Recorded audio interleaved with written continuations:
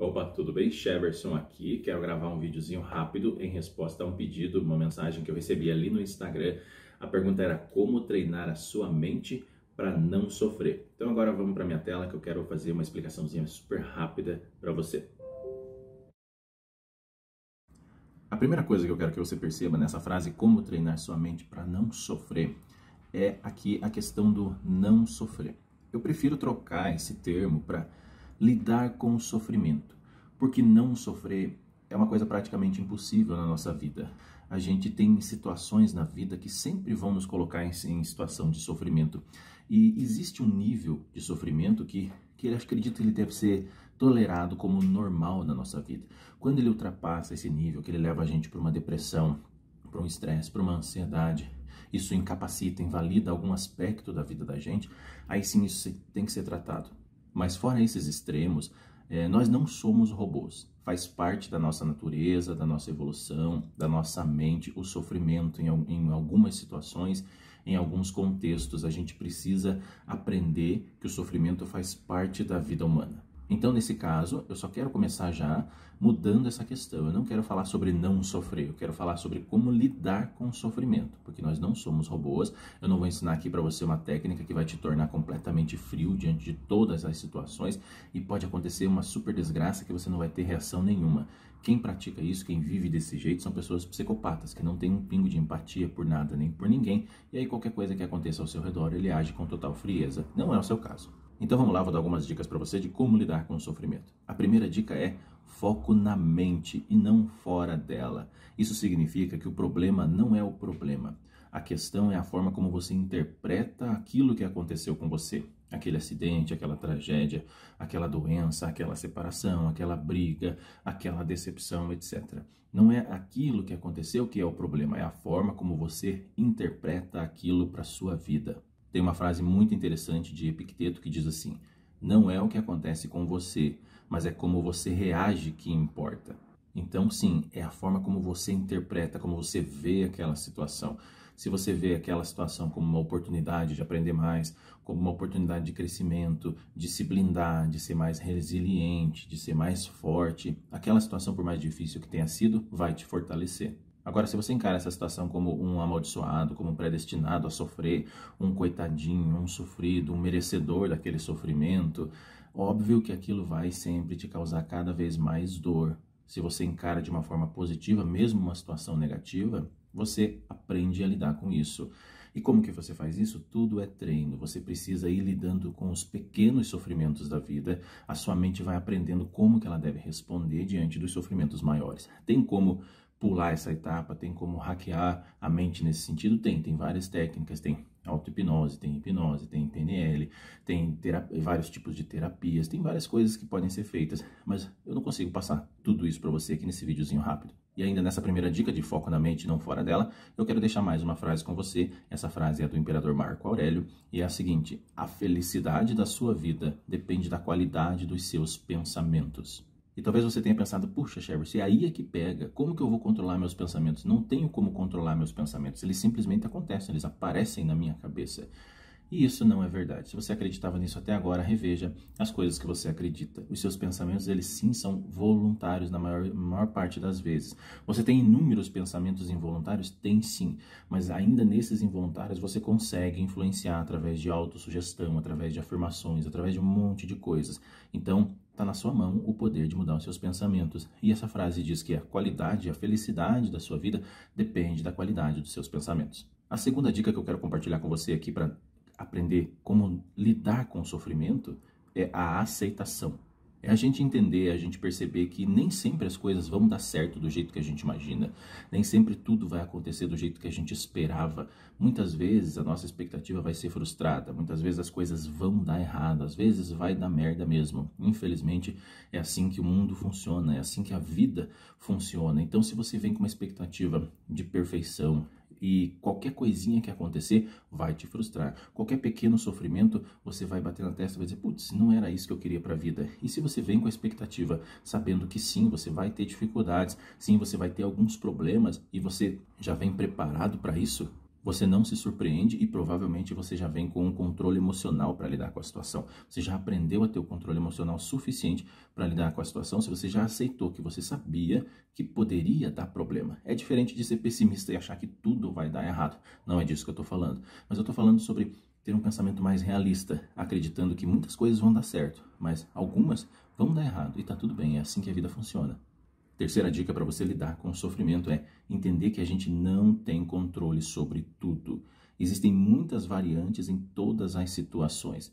A gente não pode controlar o clima, a gente não pode controlar outras pessoas, a gente não pode controlar o que as pessoas pensam da gente, a gente não pode controlar a opinião, o gosto, as emoções de outra pessoa, a gente não pode controlar o tempo, a gente não pode controlar um monte de coisa que normalmente são os causadores dos nossos sofrimentos. E o que a gente vai fazer com isso? Vai viver estressado, vai viver maluco, sofrendo, chorando, se escondendo o tempo todo? Claro que não. Se não tem controle, se a gente percebe que as situações a gente não pode controlar, não adianta você gastar o seu tempo, o seu foco e a sua energia para tentar controlar uma coisa que você não teria o mínimo de controle. Por exemplo, um acidente, por exemplo, uma tempestade que derrubou uma árvore em cima do seu carro e você ficar se culpando porque deixou o carro naquela vaga.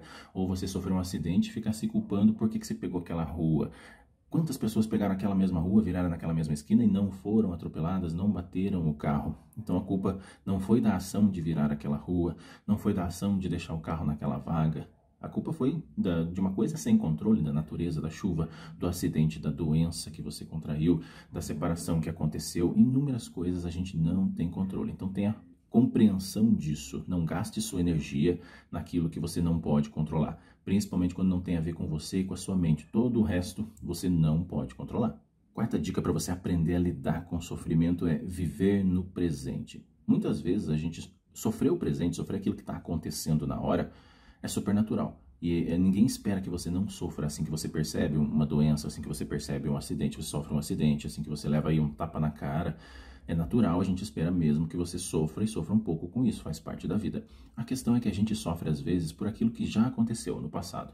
E aquilo que já aconteceu, a gente fica revivendo várias e várias vezes na nossa mente. A gente fica vendo aquela cena da separação, a gente fica vendo aquela cena do acidente, a gente fica vendo aquela cena da notícia da doença, e a gente fica revivendo e revivendo e revivendo. E cada vez que você revive isso, você sofre de novo. Qual que é a saída? Viver no presente, focar no presente. Também muitas pessoas sofrem com o futuro, sofrem com ansiedade, com medo, com preocupação do que vai acontecer ali na frente. A gente cria cenas na nossa mente sobre o pior cenário que vai acontecer, a gente acaba sofrendo com isso. Cada vez que a gente olha para frente, a gente percebe, nossa, tal coisa horrível vai acontecer, eu preciso sofrer com isso. Inconscientemente, você pensa assim, mesmo sem pensar conscientemente. Então você não está no presente, você está no futuro, você está vivendo ali no futuro e sofrendo por causa dele. Ou está ali no passado e sofrendo por causa dele. A saída, focar sempre no presente, prestar muita atenção em tudo que está acontecendo no presente, cada coisinha, as coisas, desde as coisas mais pequenas até as coisas mais importantes, mais sérias, mais significativas da sua vida.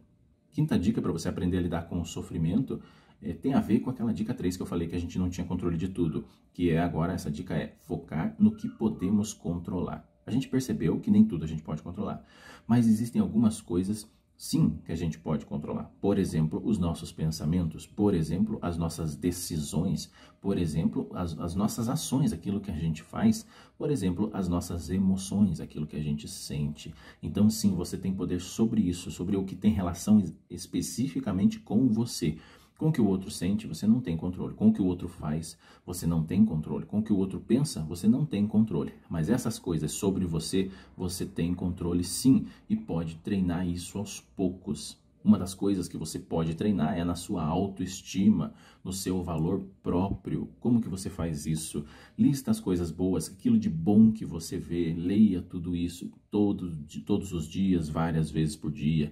Faça afirmações positivas. Tenha uma lista aí num papelzinho e deixe sempre na sua carteira, no seu bolso, com pelo menos 5 afirmações positivas sobre você. Como, por exemplo, eu sou muito bom no que eu faço, eu sou foda naquilo que eu faço, eu sou muito amado pelas pessoas, eu sou muito bonito e todo mundo presta atenção em mim, etc, etc, etc. Aquilo que te faria se sentir bonito, te faria se sentir agradável, te faria se sentir desejado, te faria se sentir amado pelas outras pessoas. Ah, mas Jefferson, isso é uma mentira.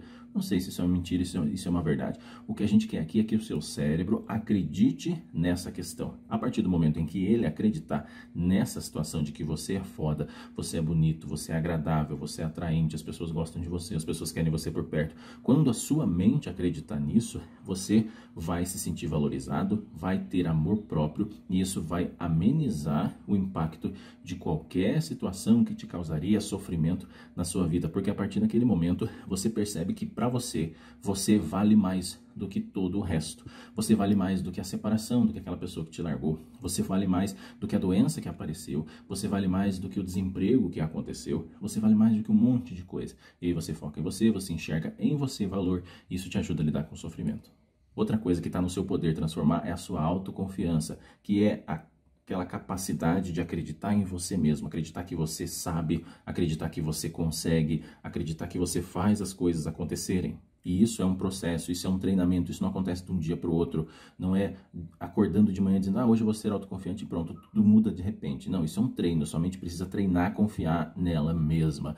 E como que você faz isso? Várias coisas. Você pode, por exemplo, fazer uma lista de tudo que você já conquistou na sua vida, tudo que você já foi muito bom, tudo que você já fez com excelente qualidade, tudo aquilo que você foi elogiado pelas outras pessoas, todos aqueles prêmios que você recebeu, todos aqueles tapinhas nas costas que você recebeu, dizendo, muito bem, Jefferson, é isso aí, você faz muito bem, você desenha muito bem, você escreve muito bem, você fala muito bem. Tudo isso, anote, faz uma lista de vitórias, uma lista de coisas que você já fez e você arregaçou, você estava muito bem naquele momento. O que você faz com essa lista? Leia ela todo santo dia. E cada vez que você for ler, relembre daquelas situações, se alimente daquele sentimento positivo e também faça afirmações quando você vê isso, quando você lê essa lista, faça afirmações positivas. E quando eu digo fazer afirmações positivas, não é pensar positivo, é falar mesmo com essa boquinha que você tem aí, é falar para você mesmo, de preferência olhando no espelho, dizendo, eu sou muito bom no que eu faço, tudo que eu faço dá resultados, eu recebo elogio das pessoas por tudo que eu faço, eu sou foda no que eu faço, etc, etc, etc.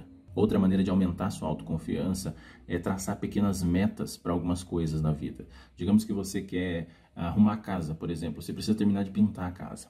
E você vê que são 500 metros quadrados que você precisa pintar. Mas você determina que naquele dia você vai pintar uma parede, por exemplo. Uma parede de, sei lá, 3 metros quadrados. E você vai, decide, levanta cedo, se prepara, vai lá e pinta aquela parede, faz o seu melhor, faz perfeito, aquela parede fica linda. Você olha e diz, nossa, parece que foi um profissional que pintou essa parede. E aí você começa a se elogiar, você diz, parabéns pra mim, porque eu levantei, eu me preparei e eu pintei uma parede inteira hoje, eu sou muito bom no que eu faço. Você não terminou de pintar a casa, mas você terminou uma parede. Você atingiu uma das pequenas metas que você estabeleceu para você. Isso é só um exemplo, você pode fazer isso com qualquer área da sua vida. Cada vez que você atinge uma pequena meta, você está treinando a sua mente para se sentir mais autoconfiança. Se sentir mais autoconfiante. O que isso tem a ver com o sofrimento, Jefferson? Tudo. A sua mente mais forte, se valorizando, acreditando nela mesma, vai se blindar do sofrimento que as situações externas poderiam causar. Porque a gente já percebeu que a felicidade da vida depende da qualidade dos seus pensamentos. Ou seja, tudo está na sua mente. Então, tudo começa aí com uma decisão. Decida que você não vai se deixar levar pelo sofrimento. Decida que você vai controlar sua própria mente. Decida que você tem mais valor do que as coisas que acontecem ao seu redor. Decida que você pode muito mais do que disseram que você podia. Decida que você é foda.